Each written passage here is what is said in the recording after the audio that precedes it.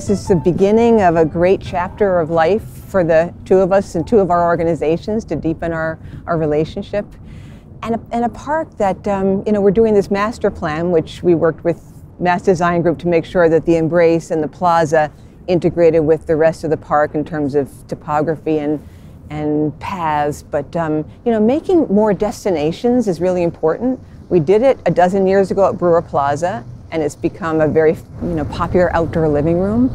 But we want more of them, the Frog Pond and behind the Visitor Center, having an area to sit and enjoy one another. But then this plaza, the Freedom Plaza and the Embrace, really is going to be an incredible draw and an incredible destination for a whole new population of people that don't come to the Commons. So we're very excited about that. How do you see that? Yeah, and the Parkman Bandstand has always been a destination from, for marches and rallies that originate in Roxbury and other parts of town, and to have it be, the neighbor of the Embrace and really extend the living room in this section of the park is phenomenal. And I think the special meaning of what it means for urban centers to have places like parks that people see themselves. And so, part of the Embrace is of course, Dr. and Mrs. King, but, right now we're going through a process to name 65 other distinguished greater Bostonians who were active in the civil rights movement. It's exciting to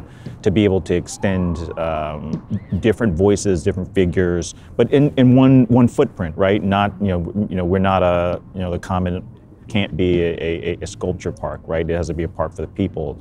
And so to be able to put as much as we can into one location feels special. That is really particularly wonderful for us as Bostonians, because there are so many people we don't know from the civil rights movement of the 60s and before.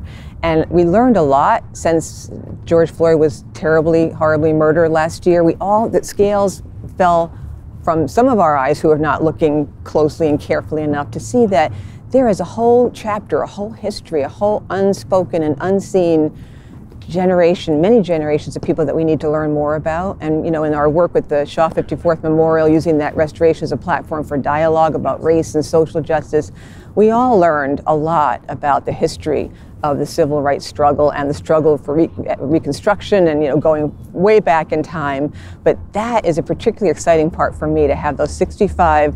Some of them are sung heroes, and some of them are unsung heroes and heroines. That's right. And, Abraham Lincoln has the most monuments and memorials in the country, but there's more monuments and memorials to Robert E. Lee than to Harriet Tubman. There's more monuments and memorials to Jefferson Davis, the former president of the Confederacy, than there is Franklin Delano Roosevelt, right? Known for all these great reforms. So this idea of acknowledging and lifting up other folks in this country to tell a story of our city and really our nation, and redefining what monuments and memorials mean for public spaces. I think having the Embrace in the Common is a part of this larger dialogue that's happening, throughout the world, really, and us asking ourselves, do these memorials, monuments, sculptures, statues represent us now? And if they don't, where are their places, right? Because we can't erase and cancel our history, but maybe they belong in places like museums or other places, and maybe not in the public sphere. Because I think we need to train ourselves and our community about just stopping for a moment and thinking about the things that we need to acknowledge in a bigger way. Yes.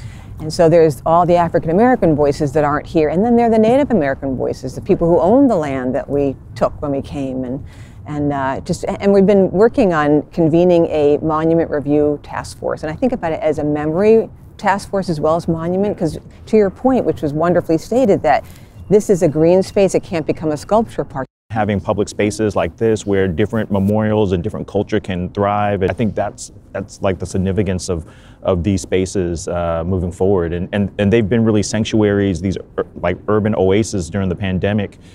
People needed to see each other but not see each other, and be close and outdoors and feel safe. And thank goodness that Boston is a city that has spaces like these. They were lifesavers.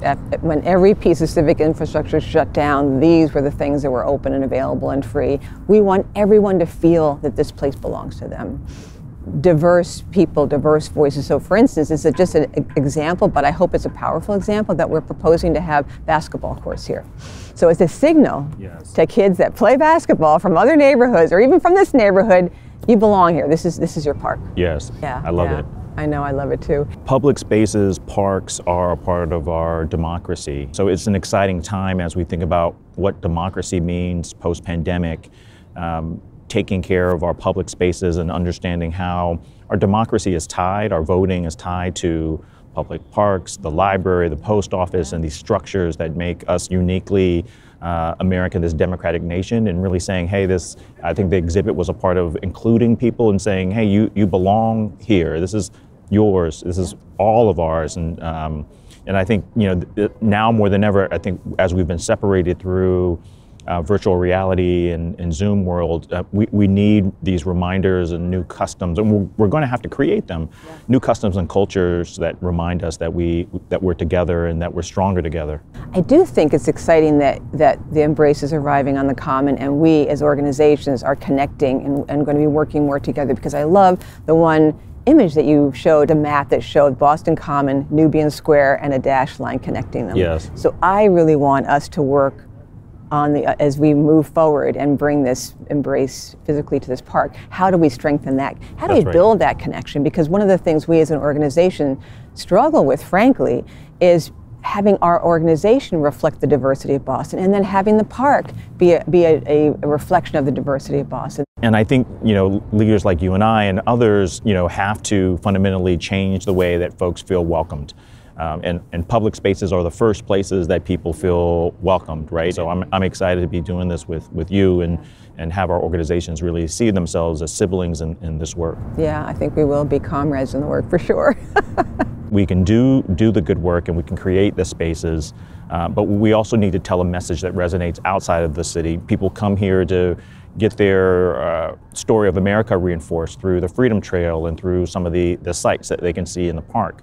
And so we need to do another job of reinforcing their experience around equity, and Boston really being the leader of equity, inclusion, anti-racism, and then have them come here and have that story reinforced through their experience in the park, through their experience in museums and restaurants, et cetera. And I think that's the charge for the next 10 years is, 2030 is our 400th birthday as a city, as a community. We have an opportunity to tell a story of a different America, a real story, but a bright future. And I think, how do monuments that tell a story, an aspirational story for us all, how do those get erected? These are opportunities. These are places that are free, open, and available to everybody. So that's what's sort of radically exciting about having something out in the open. Yes. It also means you got to protect it. You got to deal with graffiti. You got to deal with vandalism. Yes. You have to deal with all sorts of things that are complicated in the life of a public park, because it does belong to everybody. It also shows the things that are not working in society. I mean, people that are struggling with homelessness and mental illness and drug addiction, these places belong to them as well. That's right. And so how do we hold everybody and care for everybody in a public space? And I think to your point, I think public parks are those places. And so, this opportunity to reimagine the new town square for all of us, and the Embrace being one of the ways. And there's more beyond this, right? More beyond this, and the ways that humans like to be together and want to gather. And I think I'm excited to be partnering with you and our friends and being in this space. It feels like a memorial worthy of the moment, right? I don't think could have imagined the significance of a memorial based on love and collaboration that looks like a hug in a time where we couldn't be together and touch our loved ones. And so I think the significance of this memorial is greater than it was, 5-6 years ago. It's absolutely deepened over those years, for sure. What I love about the site where we are right now, where the Embrace is going to be, is because it's sort of equidistant between the bandstand where Martin Luther King gave his famous speech and the visitor center, where all the people start their walk on both the Freedom Trail and the Black History Trail. Yes. So being able to link those two places to this site is very exciting. And what I also love about it is that it's close to Tremont Street. I know. And so it represents the urban nature of Boston. We're one of the oldest cities in the country. We're a city. Yeah. And so to have an opportunity to see cityscape to be in green space, to be in the memorial simultaneously, to stand here and look this way and see the other memorials, see the entire vista of trails, to be able, I guess at least in the fall, see the State House. And I think as we thought about even how you approach the memorial, and there's really three directions, and thinking about how do we preserve the grass and the landscape when you know, people are just trying to, first thing they might want to do is just touch the embrace, because you know, we really want it to be a multi-dimensional experience of sight, sound, and touch. And so people want to rush it. And so even the approaches, the directions in which people can approach will hopefully have traffic flow in a way that doesn't seem overwhelming to the space. Yeah, the design got better and better the more you guys worked on it. We worked with you and just thought about, because there will be a lot of people here. So just sort of managing these crowds, because you'll be having an opportunity for people to gather as well as people coming from all these different directions. Yeah, and it's a once in a lifetime opportunity, I think, for you and I to tell our families that we were part of this memorial that will last, beyond hopefully you and I, and for generations. It feels, it's humbling. It feels important, and not many people get this opportunity to be a part of the legacy, of honoring a legacy, and to celebrate something for a city, and to gift something for the city. And it wasn't just King Boston that did this, and it started with our founder Paul English and Liz Walker, Reverend Liz Walker, but it's a community, it's Boston. And so this memorial was selected by Bostonians, it was erected by Bostonians and residents and visitors, and it's here for folks, and for all of us. And we get to give it to the next generation. I mean, what I love about working on parks is that it really is that incredible sense that this does belong to everybody, and everyone loves it. So we're looking forward to many years to come working together. It will be great. Me too. Thank you.